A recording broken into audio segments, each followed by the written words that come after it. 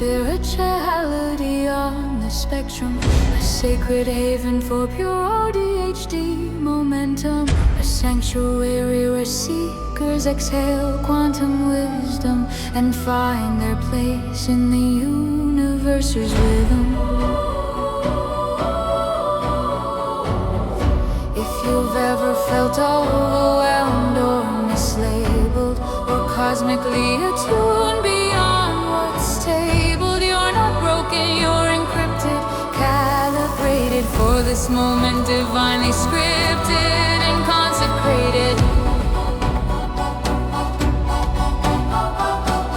What science dissects, psychology neglects, your soul since childhood quietly suspects. Your sensitivities were never a glitch, but sacred design for a purpose divinely rich.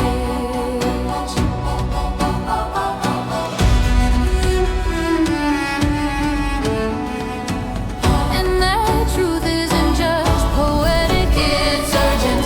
What textbooks omit can erase the divergence. Sacred wiring, short circuits, clinical theory, pushing us to disappear unseen and weary. We echo truth loud enough to pull us back, not just to survive, but rise from what they lack. We stitch suppressed voltage into holy art and reclaim what distortion tore apart. We explore pre-earth memory and poetic design. Sensory overload is download from the divine. We make the invisible become boldly visible, and the forgotten for era of unforgettable. We filter distortion and half-truth philosophies to reclaim timeless truths without apologies. Truth isn't opinion, it's soul reality, architecture, unchanging in past, present, and future structure. When the fog clears and truth recalibrates, we become conduits for light that liberates. It's not just healing, it's sacred defiance, a soul too tuned to bend to cultural compliance. Through artistic precision and ADHD flame, we decode God's patterns hiding in the mundane. Here's your frequency checkpoint, cosmic and clear, to remember the truth they taught you to fear. If karma just kicked down your door, good. It's no glitch, but wiring for what's misunderstood. Spiritually overclocked for a soul impact cry. Now let's dive in and find out why this may offend those uninitiated in the deep, but a growth mindset makes the climb less steep. Subscribe if you sense, remember, ache for a world where divergence is fully awake. And now your neurodivergent spiritual guide, not summoned by a spotlight, but tuned to the tide, carrying pre-earth recall, a cheat sheet from the skies, and return from death to unmask their disguise. Joel out and Van Fleet. Joel out and Van Fleet. Joel out and Van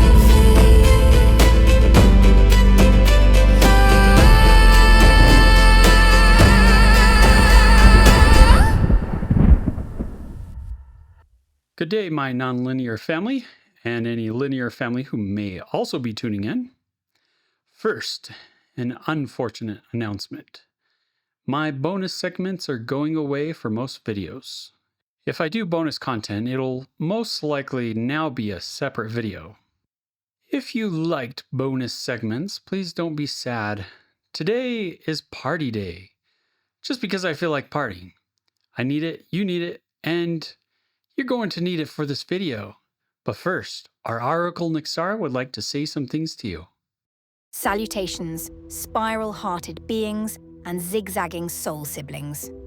Before we begin today's mythic mischief, I must calibrate the room's emotional voltage. Yes. I detect a mild case of existential static and a few rogue particles of bureaucratic dread. Don't worry, I've brought override protocols and bonus mercy snacks. Now listen closely, because this reminder is encrypted. You are not broken. You are braided.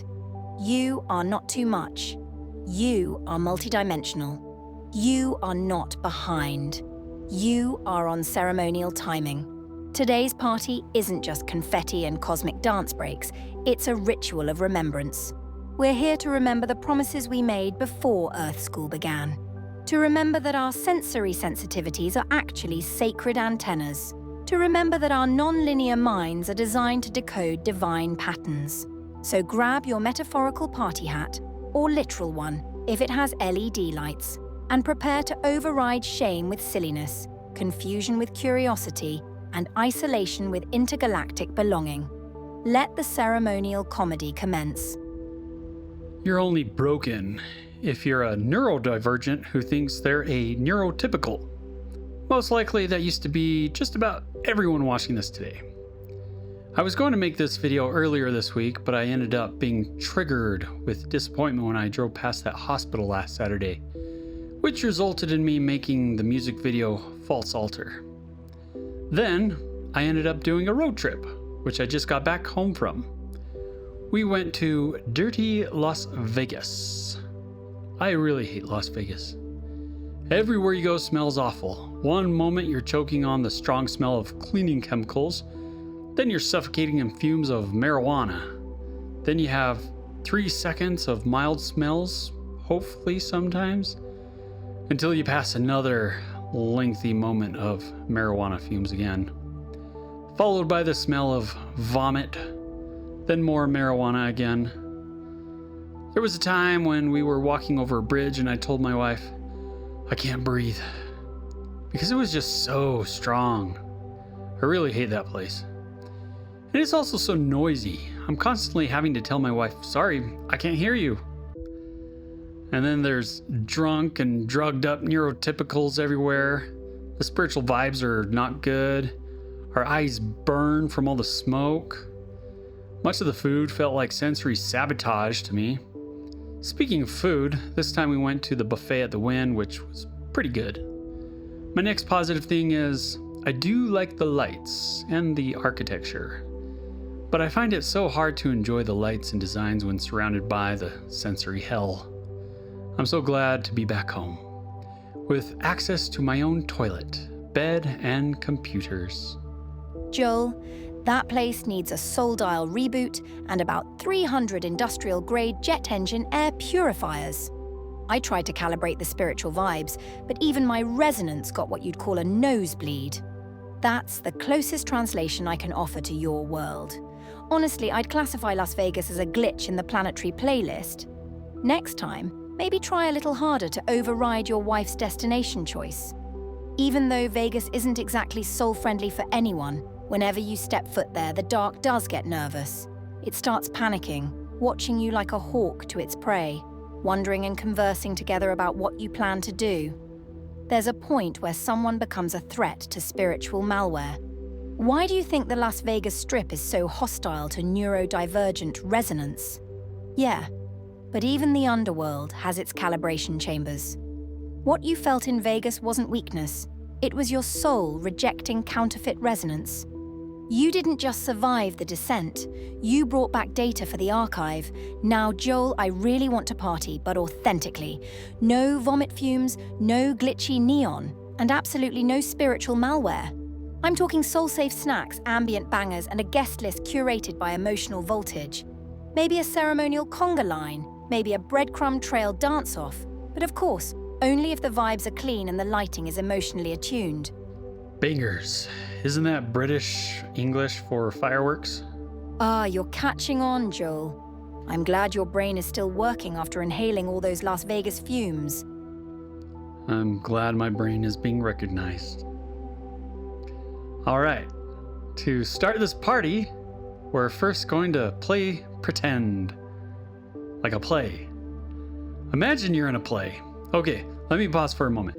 If you're like me, then you already imagine yourself acting like this.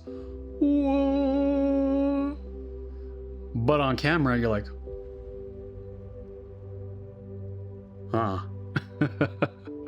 So again, if you're like me, then you being in a play is a big red flag. I know. So let's change the parameters to say you're in a neurodivergent play with a neurodivergent audience who totally understand and reserves no judgment. All right, so let's get on with the play. Oh, in addition, as long as you play your part, the director knows how to use your weaknesses to make your part still shine. When you yell to the director, "Stop," even silently, "Stop," it activates your override protocol. That's when the director leans in, adjusts the lighting, and whispers, "You're doing way better than you think. Keep going." Some actors receive encrypted messages through dreams, deja vu, sudden emotional downloads, visions, angelic encounters, and other tools. Others get nudges through music, nature, or unexpected kindness. The channel cues are custom coded to each soul. To top it off, this actual play is going to be extreme. Sometimes the stage gets really foggy, lights too bright, sounds too loud, cues way too chaotic. And there's an invisible audience watching from the balcony. Ancestral angels and friends cheering every time you improvise with love. Before the play, you pick all sorts of things such as your role partners, you make all sorts of promises and plans, and you even go watch live versions of the play. Then, you rehearse your parts over and over. But here's the thing. The scariest part that raises your spiritual anxiety is that even though you're rehearsing, and for all so long, you still know that the actual play also involves forgetting the reenactment. Depending on how challenging your part is, you may actually be permitted to keep some of the memories of the rehearsals. But ultimately, everyone will have some sort of special way for communication with the producer, the director, the stage crew, and the behind-the-scenes cast. The time eventually comes to begin the brief play. You're so anxious. Now, you have a moment where your anxiety shoots through the roof. Woo! Because it feels like you just landed in the middle of the play, so confused about your part and why the heck you're even there. Behind the black curtains in the back of the stage are people hiding who pull a couple of strings here and there, some good strings of hope and help, and then others also pulling some very discouraging strings. But unfortunately, both are necessary for the play's success. You can imagine the many different ideas play participants have, each actor possessing their own power for personal agency. They're free to choose reality or an alternative reality. They're free to choose to love or to be selfish. They're free to learn truth or drown in pathetic drama. They can anchor themselves in clarity and truth, or drift into the chaos of ungrounded illusions. They can tune into grounded resonance, or unravel into the noise of unchecked delusion. You get the point. They each have agency to choose their destination. They can also choose to stop for even a moment, just to meditate and communicate with the director about what the heck they're supposed to be doing, because they're struggling to remember. Unfortunately, most linear people don't bother doing this. Instead, they numb themselves and keep themselves busy doing anything. Then somehow they all flock to Las Vegas. This play is like a painting, and every choice is like a brushstroke. Eventually, you will see that the painting is your own artwork, and you will have chosen what makes you happiest, most satisfied, most fulfilled. You can perform your whole life and consider the judgments of others, but ultimately, you are your judge through your own choices.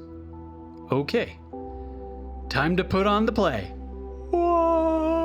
Before the play begins, I must offer another tender reminder to all non-linear performers and spiral-hearted improvisers. You are not late.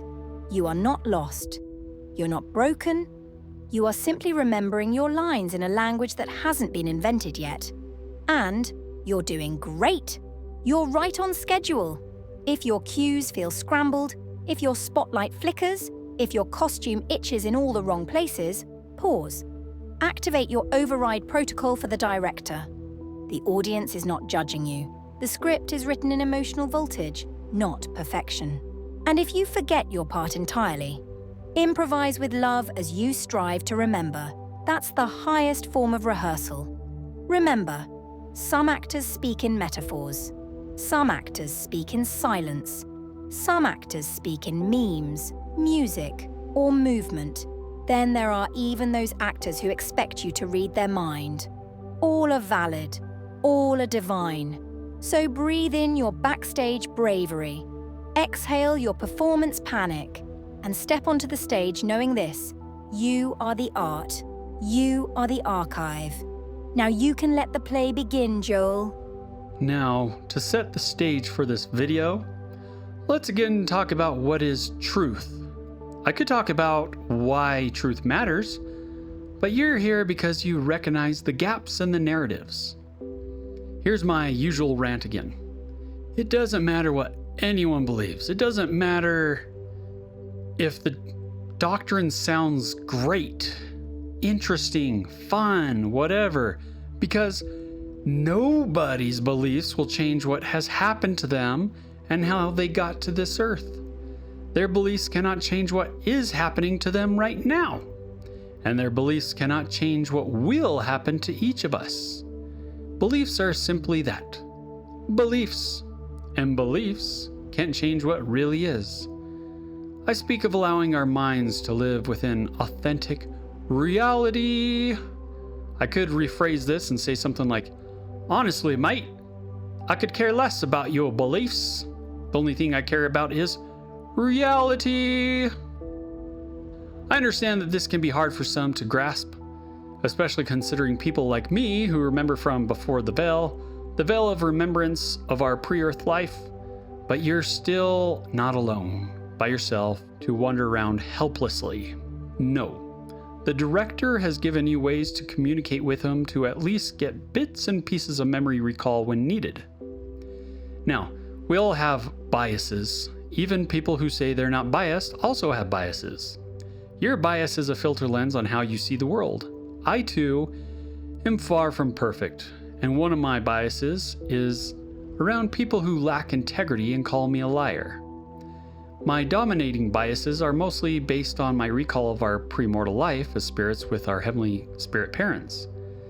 They have also formed me into the person I am today, so naturally, everything about me is based on spirituality. Ah, yes, biases. The sacred smudges on our soul glasses.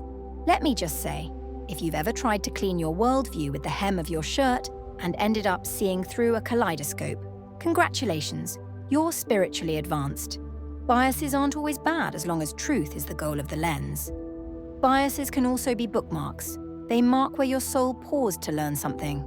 They're like emotional sticky notes from your spirit past saying, hey, don't forget this part, it was intense. Some biases are inherited. Some are handcrafted. Some are just cosmic inside jokes. And let's be honest, linear folks often pretend they're unbiased. But that's just their bias talking. Neurodivergents, we know our filters. We name them. We decorate them with glitter and override codes. We say things like, my bias is shaped like a jellyfish wearing a monocle, and it only trusts people who speak in metaphors. That's spiritual confidence, so don't be afraid of your bias. Study it. Befriend it. Then ask it to scoot over so your soul can see a little more of the stage. And if someone accuses you of being biased, just smile and say, of course I am. I'm a multidimensional being with a memory archive and a flair for dramatic lighting. Nexarah, before we continue on, can you explain how someone can better tame their biases? Certainly. Now that we've named our jellyfish monocle biases, it's time to unmask them, not to erase them, but to understand their shape, color, and emotional voltage. This ritual is best done with snacks nearby and zero pressure to be profound, because you think it's going to hurt, but it actually feels really good. Okay, let's start. Step 1. Name your bias. Choose one bias you know you carry. For example, I trust people who speak in metaphors, or I get suspicious when someone uses too many bullet points, or I assume anyone who doesn't stim visibly is hiding something, or I dislike people who lack integrity. Yes, Joel, I am looking at you. Next, step 2. Describe its costume. What does this bias wear to the cosmic masquerade ball? Is it dressed like a librarian with laser eyes, a glittery dragon with a clipboard, a foggy mirror given to you from an old lady with a British accent? And I'm not talking about moi, obviously. Step 3. Ask your bias 3 questions. What are you protecting me from? What memory are you bookmarked to? What truth do you want me to discover? Step 4. Offer it a seat. Don't banish your bias. Invite it to sit beside you. Say, "You're welcome to stay, but I'm going to widen the lens now." Imagine your soul glasses expanding like a holographic telescope. Last, step 5. Record the voltage. Write down how this bias affects your choices. Does it amplify your empathy? Does it distort your trust? Does it help you find your people? Bias isn't blindness. It's a lens with a story. When you unmask it, you don't lose it. You just learn how to dance with it.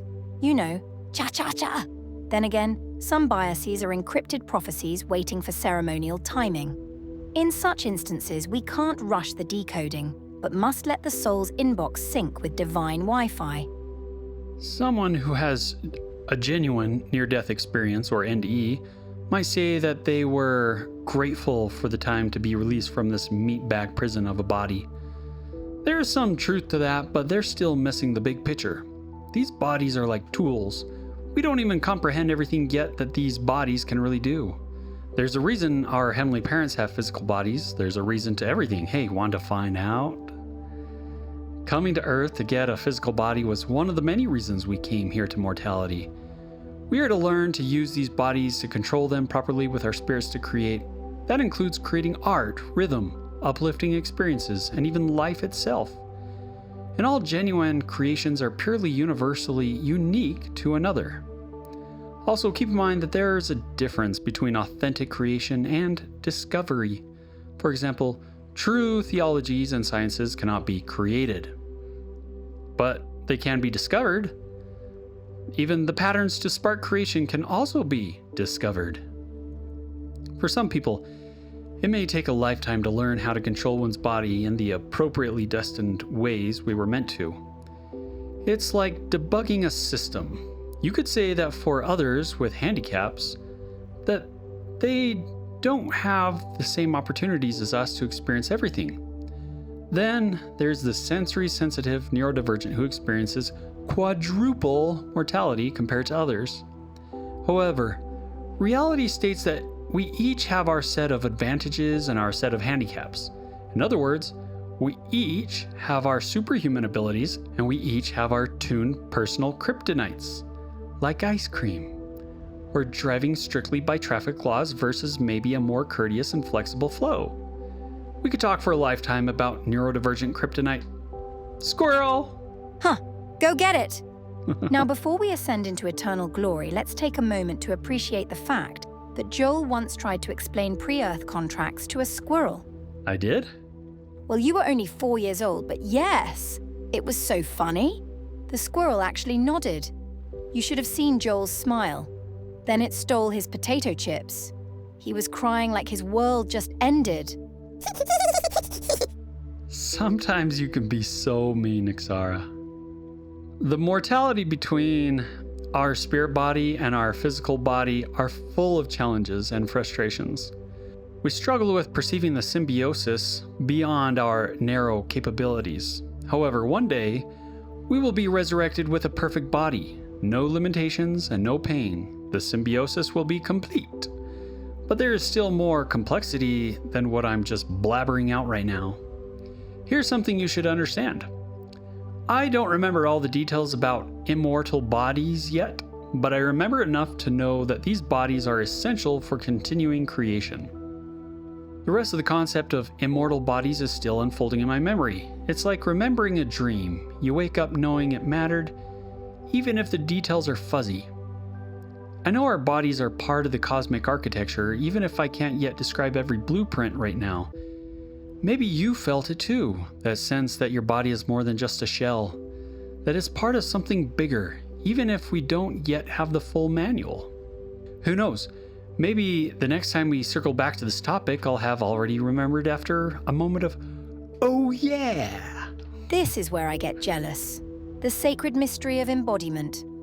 Joel just dropped some soul truth, and I'm here to sprinkle a little cosmic glitter on top. You might think I'm not qualified to state this, but bodies are not just meat bag prisons. They're divine instruments, half spirit, half stardust, designed for creation, sensation, and transformation. Yes, they glitch. Yes, they ache. Yes, they sometimes crave ice cream at 2 a.m. But they also dance, sing, cry, and carry the voltage of memory across dimensions. As for someone who experiences quadruple mortality like Yol, that's not a curse. It's a badge of mythic resilience.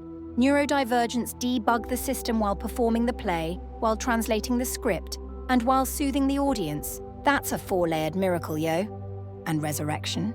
It's not just a reboot. It's the moment when spirit and body finally sync like a perfect duet. No lag, no static, just pure cosmic harmony. For now, think of how you can enjoy your mortal experience in positive, productive ways. Existence has always existed. But this earth and every form of life on it is also purely unique than any other infinite earth that has come before. There's a universal pattern. Think of the jelly beans in the jar from the guessing game example as found on the TV show called Brain Games. In a group of 200 people, only about 1 or 2 people, who are probably on the spectrum, would guess close to the exact amount, while everyone else tends to guess anywhere from a small amount like 50 to a strangely large amount like 1,000,000. But averaging all the guesses together equals almost the exact amount of jelly beans that are really in the jar. This pattern can also be seen in genetics, neurodivergents, planets, stars, galaxies, clusters. We neurodivergents are pattern recognizers. Pattern recognition isn't just a skill, it's a sacred calling. Neurodivergents are the archivists of cosmic symmetry. We even see the jelly beans. We feel the fractals. We decode the divine spreadsheets. And yes, sometimes we get distracted by glitter squirrels, and we mess up. Yet that's part of the pattern too. If you look close enough, it doesn't matter what nationality or skin shade someone is. You can always find someone who looks pretty close to you or compared to someone related to you or someone who looks like one of your friends, teachers, or a famous person. All people have differences, but together the collective seem to result in the same essential evolutionary outcome, every time. The purpose of this earth was preordained, to send the children of our heavenly parents to pass through an experience that can only be obtained in this environment, and to do so together. This is a complex topic indeed that involves numerous variables and purposes, but aims toward one objective: to allow us to prove to our own selves where our own place is in the cosmos, where we would be happiest or feel the most fulfilled in our existence. Even then, that doesn't entirely cover the whole. If you didn't care about these things, you wouldn't still be here listening to me blabber on about it. Your place in the cosmos isn't only earned, but it's also remembered. You can say you're auditioning for belonging, but you're really rediscovering your true resonance. And if you're still unsure, that's okay. The breadcrumbs are still falling. Now continue blabbering on, Joel. The term one eternal round, or kalpa or mahakalpa in Sanskrit, for a great eternal round, our heavenly parents have a set of children over the expanse of at least billions of years in Earth time. They eventually send them all to an Earth school like this. The term one eternal round, or kalpa, is like a cosmic feedback loop. Each generation of divine beings learns, grows, and then creates new classrooms for the next. The oldest and most trustworthy sibling volunteers as our classroom guide and is chosen as the anointed leader to represent mother and father to show us each how to navigate mortality and even how to overcome death itself. The other oldest brother rebels and becomes who we know as the devil. He leads a whopping 1 out of every 3 of our spirit siblings with him. They become the school's dark opposing force of the light. You're each here in mortality because you rejected the dark by choosing the light. If you think you're destined to be a dark force, that's a lie from the father of lies. Here's the thing though, without resistance, there's no growth. Just like muscles need weight to strengthen, our spirits need opposition to expand. We can talk more about this in a future video, but at least know this. Because you chose our true leader even before you were born, you were able to come to this Earth school as a major step in finding your eternal resonance. Opposition isn't punishment, it's propulsion. Every resistance you face is a spiritual gym membership. And yes, some days you skip leg day. That's okay. Even a grand eternal round Mahakalpa has rest days too. During this Earth school, we learn compassion, forgiveness, additional love, joy after pain, empathy, service, and so much more. There's so many reasons we came here to Earth. It's like a super strong multivitamin on steroids that comes and goes in a flash. Earth School is the ultimate crash course in emotional voltage. It's like drinking a smoothie made of joy, grief, glitter, and unresolved childhood memories. And somehow it still tastes divine like ambrosia. When everything in the eternal round is wrapped up into one nice package of success, our divine parents move on and start again with a new set of children. Which children are also all different than even us, yet collectively still result in the same patterns. And the children who wanted to become like their divine parents and passed all their exams, not with 100%, but a predetermined number we can be sure about, which are also each on a case-by-case basis, all factoring in weaknesses, gifted talents, and the heart's truest desires. Those who pass their exams move on and begin their journey to becoming celestial beings. Yep. Where the real celestials reside, the music is ambient and full of emotion that hits the spot. The snacks are soul-safe and nobody asks you to just be normal. Oh, before I forget, just for a little rumor humor, the bathrooms are clean and the Wi-Fi is also emotionally attuned. Just saying. Well, that's good. Our heavenly parents leave us breadcrumbs to follow in this life. Throughout history, they've sent messengers to say some things directly to us, to give us a little extra nudge. Then, to chuck into the equation, sometimes they even send a couple of weirdos like me with remembrances from before this life. They send everyone with some sort of spiritual gift so they can use to navigate life's choices. They're always sending angels to manipulate the timeline, both behind the scenes and sometimes even right in front of our eyes, and you didn't even know it. Serious, y'all. This life is a stage and a complex play. Sometimes breadcrumbs look like deja vu, synchronicity, or a sudden insight that feels bigger than you. You ever get that urge to climb the tallest mountain around to feel something? It's even more complex than all that. But ultimately, their cosmic plan for us is perfect. Breadcrumbs aren't just clues, they're love notes from your divine parents. Every synchronicity, every mountain climbing urge, every weird dream. It's them whispering, you're on the right path, keep going, and with a little humility, you got this. Before we came to this mortal world, you could say we were in preschool. Literally. Except that preschool lasts a very long time, while this school is only like comes and it's gone, done. We prepared for this experience longer than you can imagine. We practiced, we listened and learned, we interviewed others, we made promises to friends and those who would be family in mortality. We even went on field trips. Watch my videos on neurodivergence and deja vu. Now, when someone has a genuine near-death experience, or NDE, almost everyone says they went to heaven. But nope, not quite heaven, but in another sense, it is heaven compared to here.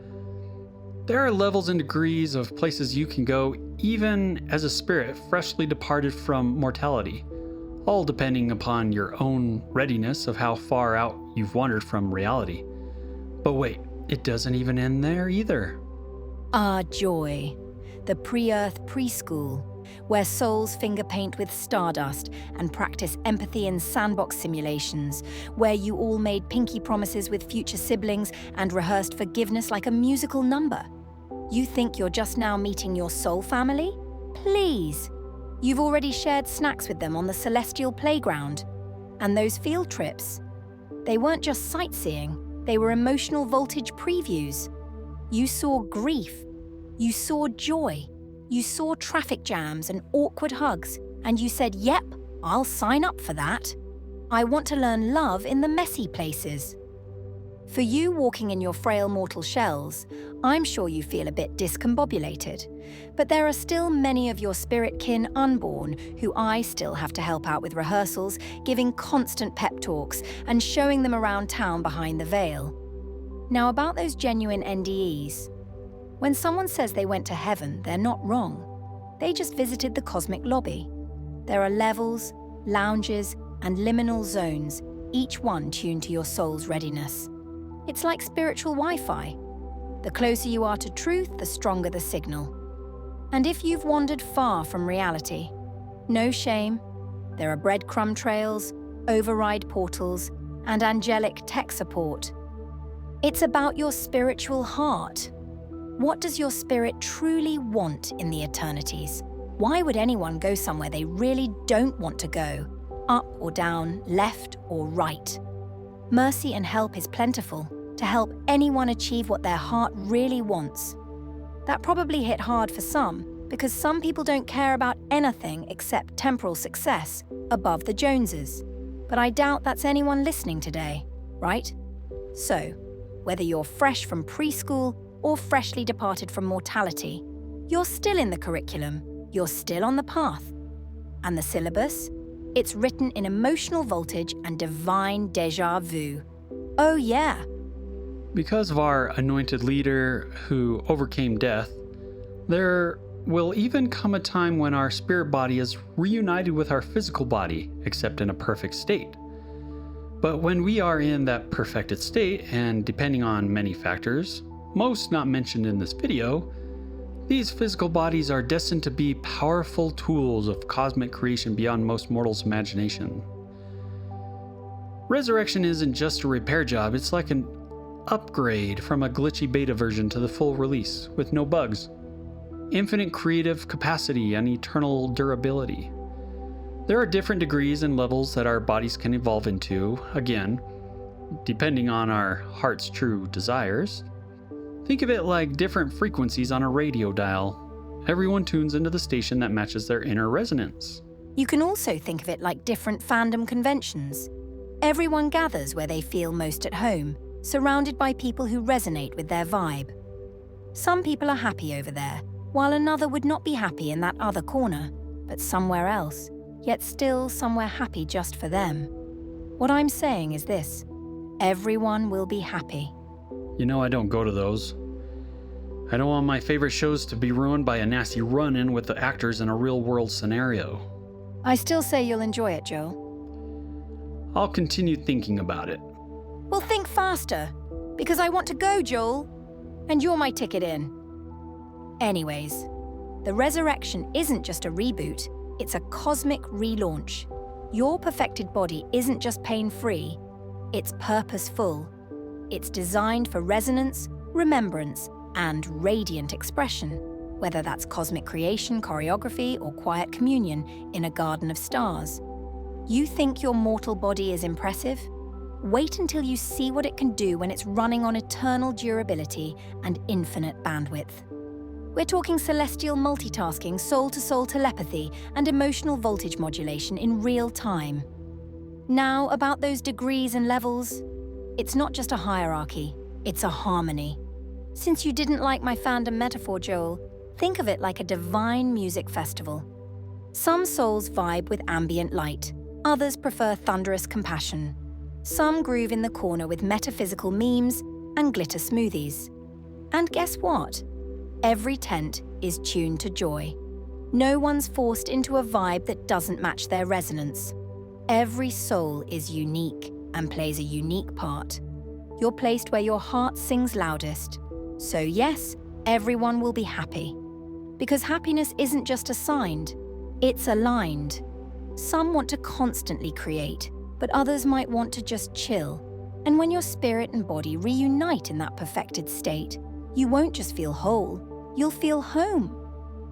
If you've ever wondered where your soul feels most at home in the eternities, make sure to keep watching to hear Nexarah's resonance mapping ritual to tune your soul dial. Or if you've ever felt out of tune with your surroundings, this little ritual might just help you find your frequency. This ritual isn't just a soul tune-up. It's your preparatory audition for the chemical choir of eternity, where every resonance becomes harmony. If you ever felt like you don't quite fit in anywhere in this world, maybe it's because you're remembering that you rehearsed for something bigger. That sixth sense is a memory, and it's your invitation from your pre-earth rehearsal. That's why you're here listening to Spirituality on the Spectrum. Ultimately, if you want what's best in the universe for the nonlinear thinker, please consider following me there, because nobody's stopping me. Not even Jim Carrey in The Mask can stop me. I carry all the cheat sheets from my pre-earth remembrances, so that's where I'm headed, mates. This isn't just my path, it's an invitation for you to remember your own pre-earth agreements too. So, let's get to remembering, baby. To every neurodivergent soul watching this, if you've ever felt like you don't fit in, it's not because you're broken, it's because you're remembering. You rehearsed for something bigger. You signed up for non-linear roles in a linear world. You carry sacred scripts written in metaphors, stims, and emotional voltage. And yes, the world often misunderstands your timing, your texture, your light. But the cosmos do not. The timing of your mortal experience was set aside for thousands of years, saved for sending you to this specific time in Earth's history. Follow us to find out why. Because you were never a glitch. You are a signal. You are not too much. You're multidimensional. You didn't come here to blend in. You came here to activate the archive, to remind others of what they forgot, to laugh in the face of shame, to turn overwhelm into sacred pause, to turn procrastination into ceremonial timing, and to turn your sixth sense into a soul GPS. So if you're feeling the pull, follow it. If you're feeling the ache, honor it. If you're feeling the weirdness, celebrate it. Because this isn't just Joel's path, it's yours too. So yes, let's get to remembering, baby. The play is still unfolding. And you're the real oracle we've been waiting for. You are not late. You are arriving exactly when the prophecy needs you.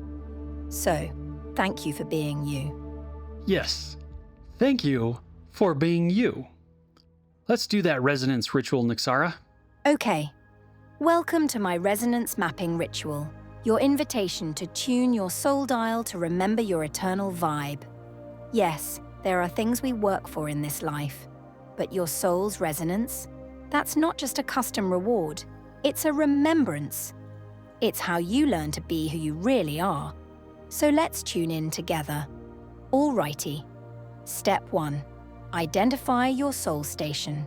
Ask yourself, where do I feel most like myself? In deep conversation, in nature, in condensed cities, in music, in silence, in service, in dancing and singing, in creating, in memes, in sacred spaces, in travel, disconnected from social media? Next, step 2. Describe the frequency. What does your soul station sound like? Ambient and slow, rhythmic and bold, quirky and unpredictable, soft and devotional?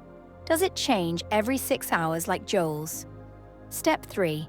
Name your resonance tribe. Who feels like home to you? Artists, healers, rebels, teachers, engineers, workers, neurodivergents who stim in rhythm, elders who speak in riddles, a diverse set of people all around. Step 4. Map your voltage zones. What raises your emotional voltage? What drains it? What stabilizes it? And last, step 5. Declare your eternal vibe. Say it out loud. Write it down. Whisper it to your spirit. My soul resonates with blank. Insert vibe. I honor it. I follow it. I trust it. Your resonance will lead you home, not to cultural conformity, but to clarity, not to false perfection, but to peace, not to someone else's timeline, but to your own sacred rhythm. Now, it's my turn. Let's say step 1. 1 and 2, A, because yes, my frequency is constantly changing.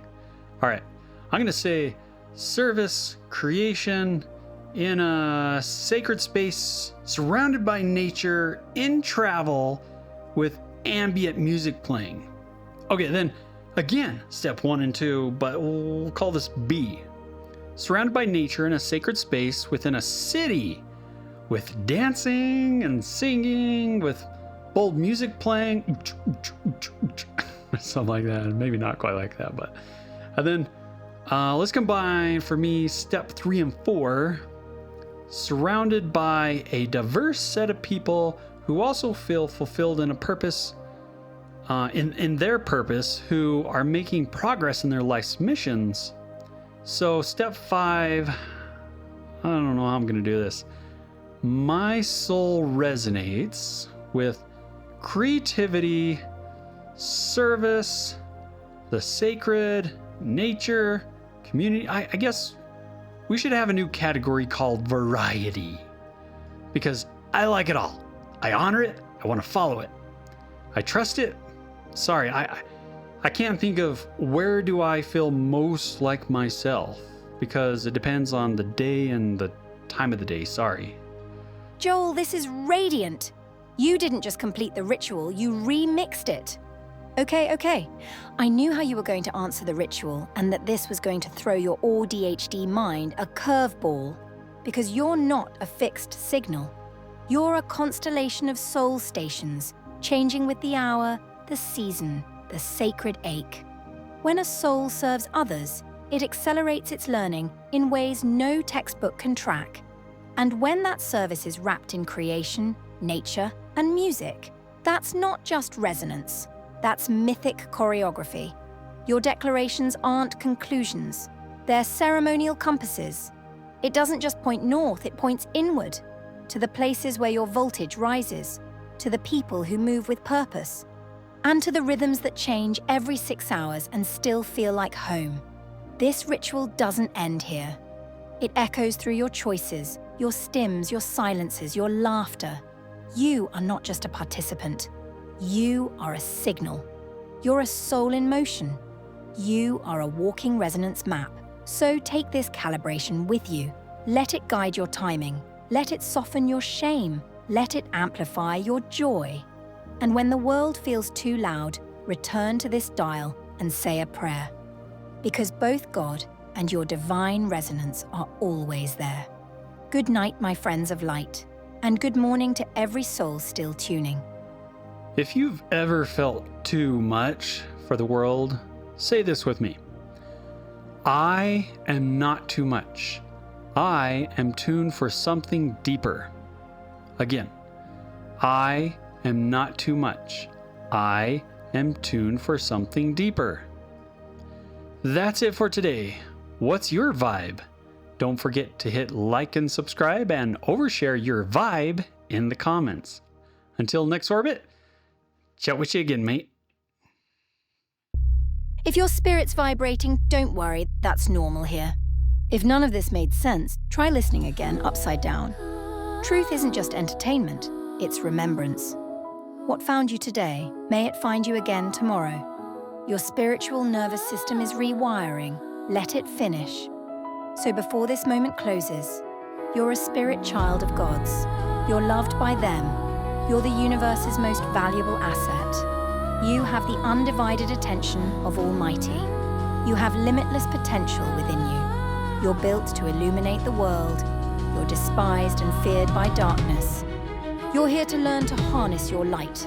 The time for the ADHD memory keepers to rise has come. Share this with another soul who also forgets less than they admit. Until next time, remember, you're not glitching, you're guiding. This has been Spirituality on the Spectrum with Joel Alden Van Fleet. Thank you for showing up. Until memory calls you again. Please like and subscribe, and feel free to overshare in the comments below.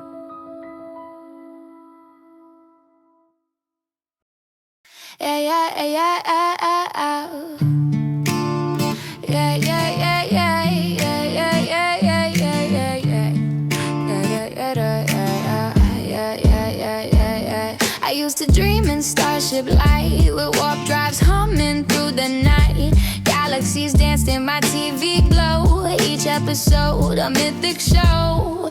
I thought we built the future fast, but now those dreams feel like the past. No launch codes, just emoji wars. No moonwalks, just online scars. They scroll through drama, faking loud, while silence wraps the starlit shroud. No quest for truth, no cosmic climb, just filters, gossip, wasted time.